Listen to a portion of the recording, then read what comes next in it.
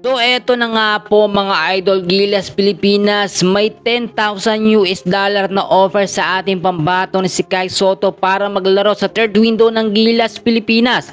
Pero Kai Sotto mas pinili pa rin maglaro sa NBA Summer League ngayong July. Well, alamin natin ang mga detalye kung bakit yan ang pinili ng ating pambato ng si Kai. Pero before that, please don't forget to like and subscribe. Maraming salamat po. Well mga kaibigan, napakaraming mga bibigat po na update ngayon, especially dito sa Gilas Pilipinas.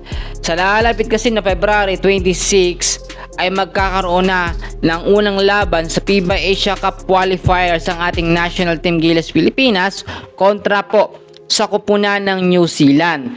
Then sa March 1 naman sa Australia. Ngayon po ay maraming nagsasabi na hindi full force ang lineup ng ating national team Gilas Pilipinas kasi wala sa lineup etong si Kai Sotto.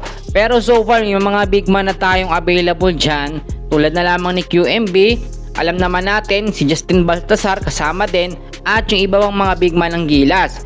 Pero marami nagsasabi iba pa rin ang kalibre na meron pong Kai Sotto.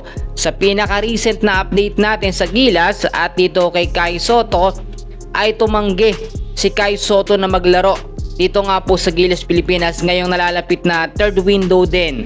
Dahil lang akala nga natin second window lang hindi maglalaro si Kai para po bigyan naman ng importansya ang kanyang pangarap na makapaglaro sa NBA at yung short contract. Pero ngayon po ay na rin sa update patungkol po sa ating pambato na si Kai Sotto at sinabi ni Mr. Homer Saison na closed door na nga po etong Gilas Pilipinas. It means hindi na pwede maglaro ang ating pambato. Pero bago mangyari yon ay sinabi na ni Kai Sotto na hindi siya makakapaglaro sa Gilas bagkos pagtutuunan niya at bibigyan ng focus ang kanyang NBA dream. Yung short contract niya po kasi ay itong paglalaro niya sa NBA Summer League. Sa mga nagsasabi kung saan kupunan naman ang ating pambato na si Kai Sotto, sa ilang update mataas ang tsansa na muli hong kuhanin si Kai Sotto bigyan ng short contract dito sa Orlando Magic.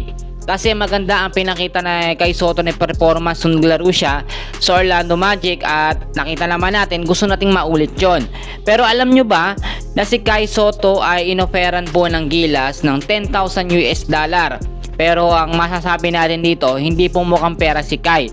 Mas pinili pa rin ni Kai Sotto ang NBA Summer League kasi ang FIBA Asia Cup qualifiers pa lamang yan, pero marami pang magbabago. Samantalang NBA Summer League, pag na-recognize ang performance ni Kai Sotto, lalo na ngayon malakas at maganda na ang pangangatawan niya, possible na mabigyan niya ng regular contract sa mga NBA teams.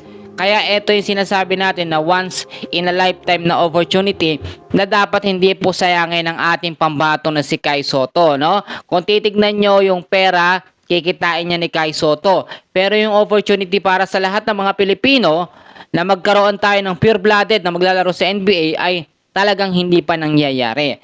Kaya naman mga kaibigan, saan man ang gusto ni Kai Sotto, hindi man siya makapaglaro sa Gilas, ay patuloy nating suportahan etong ating pambato na si Kai Sotto, ang nag-iisang big man ng Gilas Pilipinas at ng ating bansang Pilipinas. Yan muna ang update natin sa ngayon. And then please don't forget to like and subscribe.